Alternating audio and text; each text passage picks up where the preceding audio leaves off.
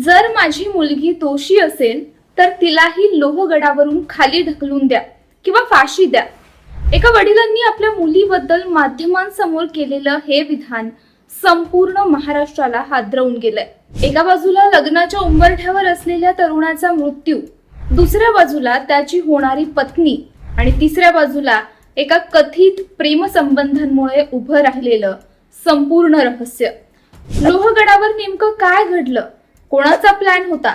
कोण फक्त सहभागी होतं आणि कोण मुख्य सूत्रधार? हे प्रश्न अजूनही तपासाचा भाग आहेत. मात्र या प्रकरणात आता रोज नवे खुलासे, नवे दावे आणि नवे पुरावे समोर येत असल्याने संपूर्ण महाराष्ट्राचं लक्ष या केसकडे लागलंय. आजच्या या व्हिडिओमध्ये आपण या प्रकरणातील आतापर्यंत समोर आलेल्या प्रत्येक महत्त्वाच्या घडामोडी समजून घेणार आहोत. सर्वात आधी बोलूयात चौकशीत समोर आलेल्या माहितीबद्दल. माध्यमांमधील वृत्तांनुसार पोलिसांच्या चौकशी दरम्यान सिया गोयल अनेक महत्त्वाच्या प्रश्नांची थेट उत्तरं देत नसल्याची माहिती समोर आली आहे. तर दुसरीकडे चेतन चौधरी आणि सिया गोयल या दोघांचे जबाब अनेक ठिकाणी एकमेकांशी जुळत नसल्याचंही बोललं जात आहे. विशेष म्हणजे दोघेही या प्रकरणाची जबाबदारी एकमेकांवर टाकत असल्याची माहिती तपासाशी संबंधित सूत्रांकडून दिली जाते. चेतन चौधरीचा दावा वेगळा आहे. त्याच्या म्हणण्यानुसार त्याला सिया सोबत नवीन आयुष्य सुरू करायचं होतं, पण सियाच्या कुटुंबाची आर्थिक आणि सामाजिक ताकद लक्षात घेता ते दोघांना कुठेही शोधून काढतील अशी भीती व्यक्त करण्यात आली होती. त्यामुळे केतन हा त्यांच्या मार्गातील अडथळा असल्याचं सांगितलं गेलं आणि त्यातून हा कट रचला गेला असा दावा चौकशीत केल्याचं वृत्त आहे. मात्र सियाची बाजू यापेक्षा पूर्णपणे वेगळी आहे. तिच्या कथित जबाबानुसार आधीचा प्रयत्न अपयशी ठरल्यानंतर चेतननेच पुढाकार घेतला. तिच्या एकटीकडून हे होणार नाही असं सांगून पुढची जबाबदारी स्वतः स्वीकारली असा तिचा दावा असल्याचं माध्यमांनी म्हटलंय. यामुळे आता तपासातील सर्वात मोठा प्रश्न आहे, खरं कोण बोलतंय?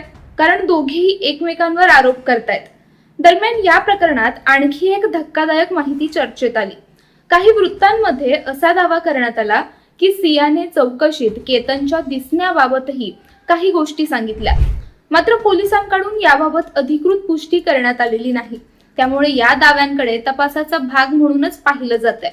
या संपूर्ण प्रकरणात सर्वाधिक चर्चेत असलेली गोष्ट म्हणजे कथित सिग्नल. तपासाशी संबंधित वृत्तांनुसार दोघांमध्ये आधीच एक खून ठरवण्यात आली होती. ती खून मिळाल्यानंतर पुढची घटना घडली असा तपासात दावा केला जातोय. जर हा दावा तपासात सिद्ध झाला तर तो या प्रकरणातील अत्यंत महत्त्वाचा दुवा ठरू शकतो.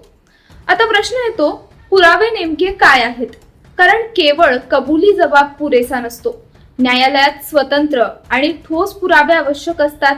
याच पार्श्वभूमीवर आता सीसीटीव्ही फुटेज, मोबाईल डेटा आणि डिजिटल पुरावे यांना मोठं महत्त्व प्राप्त झालंय. माध्यमातील माहितीनुसार घटनेच्या आदल्या दिवशी सिया आणि चेतन एका कॅफेमध्ये बराच वेळ एकत्र असल्याचं सीसीटीव्ही मध्ये दिसत असल्याचा दावा आहे. या भेटीदरम्यान दोघांमध्ये दीर्घ चर्चा झाली. मोबाईलवर काही गोष्टी दाखवल्या गेल्या आणि याच भेटीत पुढील नियोजन झाल्याचा तपासाचा संशय असल्याचं वृत्त आहे. याशिवाय मोबाईल सर्च हिस्ट्री आणि इतर डिजिटल पुराव्यांचाही तपास सुरू आहे. या प्रकरणाला वेगळं वळण दिलं ते सियाच्या आई वडिलांच्या विधानांनी.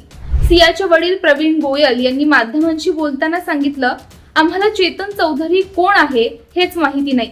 केतन आमच्यासाठी मुलासारखा होता. जर माझी मुलगी दोषी असेल तर तिलाही कठोर शिक्षा झाली पाहिजे.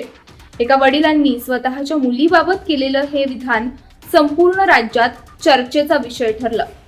दुसरीकडे सियाच्या आईने काही वेगळे दावे केले. त्यांच्या म्हणण्यानुसार लोहगडावर जाण्याचा आग्रह नेमका कुणाचा होता याबाबत वेगवेगळ्या बाजू समोर येत आहेत. यामुळे आता या संदर्भातील मोबाईल चॅट्स, कॉल रेकॉर्ड्स आणि इतर पुरावे तपासात महत्त्वाची भूमिका बजावणार आहेत. दरम्यान केतनच्या कुटुंबियांनी याआधी केलेले दावे आणि सियाच्या कुटुंबाने आता मांडलेली भूमिका यामध्ये मोठा फरक दिसतोय. दोन्ही बाजूंकडून परस्पर विरोधी दावे होत असल्यामुळे आता अंतिम सत्य काय आहे हे फक्त तपास आणि न्यायालयीन प्रक्रियेतूनच स्पष्ट होणार आहे.